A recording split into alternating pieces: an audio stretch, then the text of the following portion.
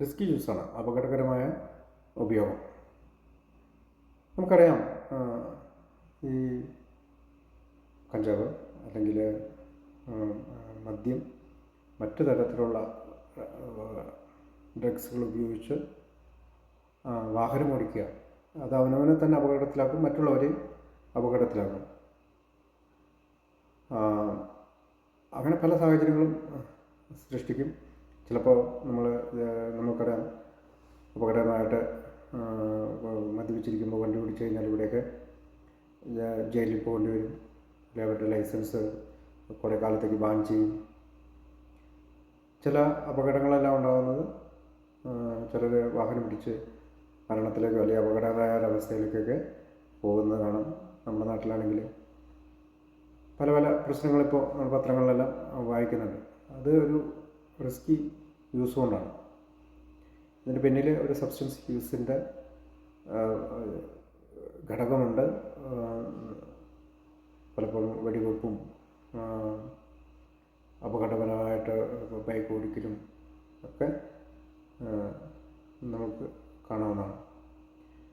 പിന്നെ ഉണ്ടാകുന്ന risky use എന്നുള്ളത് ശാരീരികമോ മാനസികമായിട്ടുള്ള ദ്രോഹമാണ്. തുടർച്ചയായിട്ടുള്ള ഉപയോഗം, അതായത് ഏത് സബ്സ്റ്റൻസ് ആയിക്കോട്ടെ, ആൽക്കഹോൾ ആയിക്കോട്ടെ, കഞ്ചാവ് ആയിക്കോട്ടെ, മറ്റ് ഏത് ലഹരി വസ്തുക്കളാണെങ്കിലും തുടർച്ചയായിട്ടുള്ള ഉപയോഗം അവർക്ക് മാനസികവും ശാരീരികവുമായിട്ടുള്ള പ്രശ്നങ്ങൾ സൃഷ്ടിക്കും, കൂടുതൽ വഷളാക്കും. നമുക്ക് പറയാം, ശാരീരികമായിട്ടുള്ള പ്രശ്നങ്ങൾ സൃഷ്ടിക്കാൻ ലിവർ സിറോസിസോ അല്ലെങ്കിൽ മറ്റുള്ള ഏതെങ്കിലും രോഗങ്ങളോ ഒക്കെ ഇങ്ങനെയുള്ള അമിതമായിട്ടുള്ള ഉപയോഗം വരുന്നവർക്ക് വന്നു ചേരാനുള്ള സാധ്യതയുണ്ട്.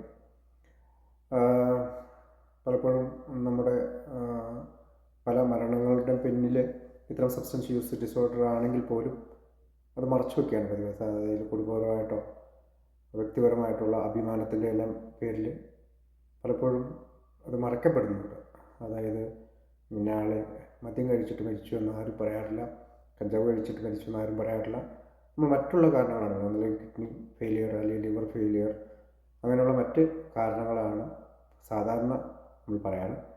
യഥാർത്ഥത്തിൽ ഇത്തരം സബ്സ്റ്റൻസ് യൂസ്, ലഹരി വസ്തുക്കളുടെ അമിതമായിട്ടുള്ള ഉപയോഗം മൂലമാണ് ചില ആളുകളുടെ മരണത്തിന് പോലും കാരണമാകുന്നത്. അപ്പോൾ ശാരീരികവും, ചില ആളുകൾ നമുക്കറിയാം മാനസികവുമായിട്ടുള്ള പ്രശ്നങ്ങൾ സൃഷ്ടിക്കുന്നു. മാനസികം എന്ന് പറയുമ്പോൾ